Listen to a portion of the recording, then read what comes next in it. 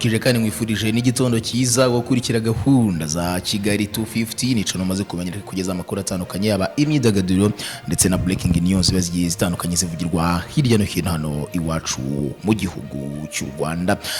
Reka nanjye nihanganisha umuryango w'umunyamakuru Umuhire Valentin, nanjye nihanganisha umuryango umugari w'itangazamakuru mu Rwanda ubuze uw'agaciro muri rusange.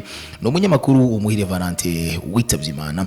Uyu Umuhire Valentin wari ufite inararibonye n'uburambe mu mwuga w'itangazamakuru, akaba kuri ubu yari umuyobozi mukuru w'ikinyamakuru Value News, yitabye Imana azize uburwayi.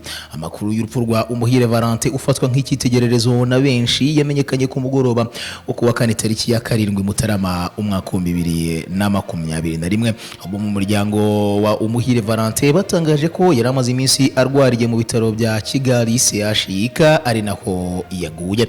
Umuhire Valentin wakoze mu bitangazamakuru bitandukanye birimo radio na TV10, yakoreye mu mwaka 2013 ndetse n'ibitangazamakuru birimo nka radio Huguka, ndetse by'umwihariko akaba yakoreye ikigo cy'igihugu cy'itangazamakuru RBA. Umuhire Valentin azibukirwa ku kiganiro uruhare rw'itangazamakuru kimaze gushinga imizi, aho ari mu batangiranye nacyo, ndetse akaba yaranakunze kukiyobora inshuro nyinshi, dore ko asanzwe ari umuhanga mu kuyobora ibiganiro. Rwanda Journalist Association yaranarimo n'ubundi nk'umunyamakuru, nayo ikaba yafashe mu mugongo by'umwihariko umuryango wa Umuhire Valentin ndetse n'abandi banyamakuru bagiye batandukanye bakibihanganishije umuryango wa Umuhire Valentin. Kuri Twitter ya Rwanda Journalist Association bashyizeho post igira iti: ishyirahamwe ry'abanyamakuru mu Rwanda tubabajwe n'urupfu rwa mugenzi wacu Umuhire Valentin wazize indwara. Twihanganishije umuryango we bwite, inshuti ze, impamyabigwi, abo bakoranye mu bitangazamakuru byinshi n'abamuzi muri rusange. Imana imuhe iruhuko ridashira, rest in peace. Iyi Twitter agiye ibitekerezo bitandukanye, yaba kubakunze bya hafi, kubabanye bya hafi, ndetse no kubakoranye bya hafi na Umuhire Valentin ufatwa nk'icyitegererezo mu itangazamakuru mu gihugu cy'u Rwanda. Batanze ibitekerezo bitandukanye by'umwihariko byiganjemo kwihanganisha umuryango w'uyu Umuhire Valentin ndetse no kwihanganisha by'umwihariko ababanye nawe bya hafi. Hari uwitwa Byumvuhore Frederic yanditse agira ati: nagahinda kubura iyi ntwari, tumwifurije iruhuko ryiza kandi twihanganishije imiryango isigaye, Uwiteka abakomeze.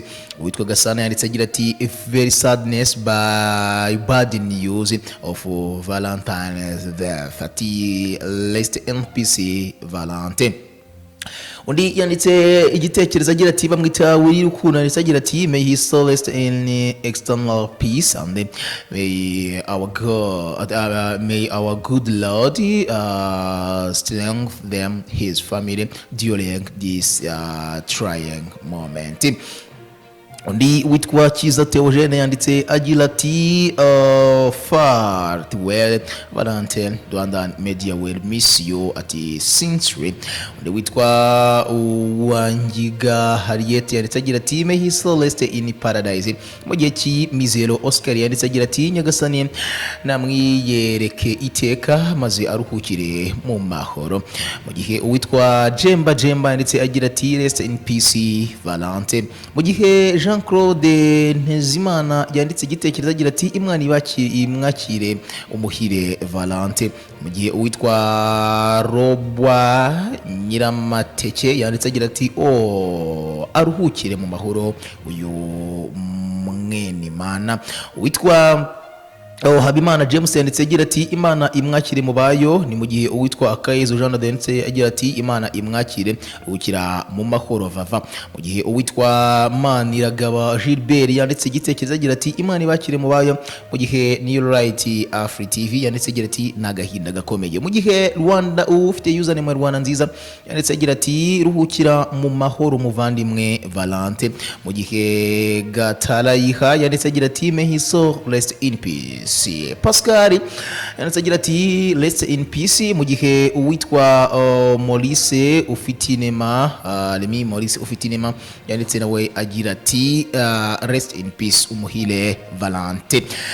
uwitwa Jado yanditse agira ati rest in peace brother, mu gihe Mbarushimana Pio yanditse agira ati Imana imutuza heza, mu gihe Theogene yanditse agira ati rest in peace Valentin, mu gihe niwe mwiza Anne Marie nawe yanditse agira ati rest in peace Vava. Imaguke Shadadi n'amarira menshi n'agahinda ashyizeho emoji nyinshi zirira zigaragaza agahinda gakomeye, navuga ngo yatewe no kubura Umuhire Valentin.